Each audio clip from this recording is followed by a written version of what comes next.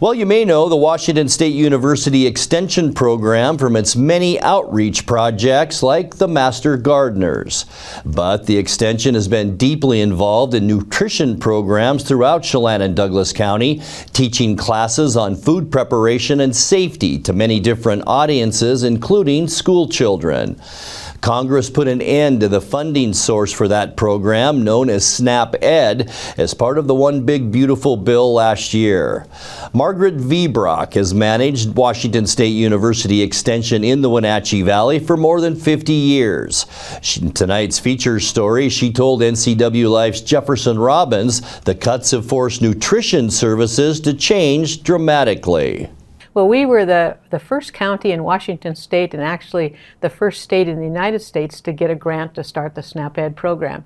And so the SNAP Ed, or the educational part of it, was to work with people who were SNAP or food stamp recipients to help them make better food choices to improve their nutrition. And that's basically how it started out, and that's how it's continued for like 33 years. 33 years. And so in that time, has SNAP Ed enabled you to launch particular programs? Were you having outreach through SNAP Ed that you couldn't have done before? Yeah, we have some great programs. This last year, before it was cut, we were probably in 60 different classrooms, and we took a series of 7 classes to those instructional classrooms, and cooperated with the teachers, cooperated with the schools, and you know, I think the bottom line is we're teaching kids how to appreciate good food, but at the same time we talk to them about reading labels, getting more exercise, and just learning basic nutrition. And so that was a big part of our program. But also on top of that, we've probably cooperated with about 60 agencies in the 3-county area, and to do a variety of different things. But we developed a community garden with Celebration Lutheran Church for limited income people to come and grow their food. We did it with a women's shelter, and we also did it with the housing authority in Wenatchee.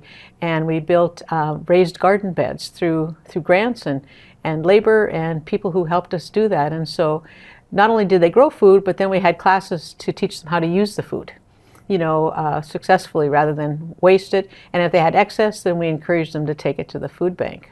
Everybody that you've dealt with through this program, it sounds like you're trying to help them achieve some kind of food independence or nutritional independence along the course of their lives. That's right, you know, and then along with food safety, you know, is another aspect of it. But we just find that a lot of people don't have a lot of skills in how to cook. You know, and the comment is made sometimes, well, if they're getting SNAP dollars, they should be able to cook. Well, that doesn't always work that way. If somebody in your family didn't cook, you're not going to learn how to cook. And so that's why we have we don't like to call them cooking classes, but it ends up learning about nutrition and how to prepare food. But we do that with Head Start and EPIC and different organizations. In fact, I'm just starting a new series this week at Manson School with Latino parents on how to shop and prepare food and using the new dietary guidelines. 33 years with this program, now that program's defunded. What's been the impact for WSU Extension here in the Valley? Well, as we let our schools know that we weren't coming back, we were in 3 counties. That's a lot of schools, a lot of kids, and we weren't supplanting what they were supposed to teach. We were adding something new to their curriculum, you know, that they didn't include already. And not only did we reach those kids, but we reached their parents, because every week they came to class, we sent a newsletter home to the parents in English and Spanish that said, here's what your child learned today, and here's some ideas to incorporate at home. So that's lost. As far as the nutrition education that we've done with the community gardens, we tried to make those so they'd be sustainable after we left, and they are. And but you know, as far as the classes of what I do with this produce that I'm growing, won't be there. You know, maybe in a smaller vein, but not with having 3 employees and very good employees to teach these classes and have empathy for whatever they were doing. That's not there. So to put some dollars on it, it was about $350,000 that you could depend on from SNAP Ed in the 2025-26 year, I think it was? 24-25. 24-25. But in 2026, that number has fallen to 0. 0, exactly. It's not there. And that means the 3 folks that were employed in your office they had to be let go. Yes, they no longer have jobs, right? Have you had clients, people who've used SNAP-Ed in the past, or agencies that have relied on you for that? Have they reached out this year saying we need your service, and you've just had to say no?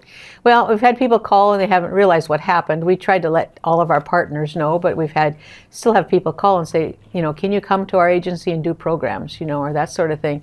And like I said, I'm going to start a program in Manson, a three series program, and we'll see how it goes. I don't speak Spanish, but they're very good with having interpreters, and they've already recruited an audience, and so I think it will go well. But I can only go so far with that part of my program because I administered that program. I didn't teach a lot in that program, and so again, losing 3 full-time people makes a big impact.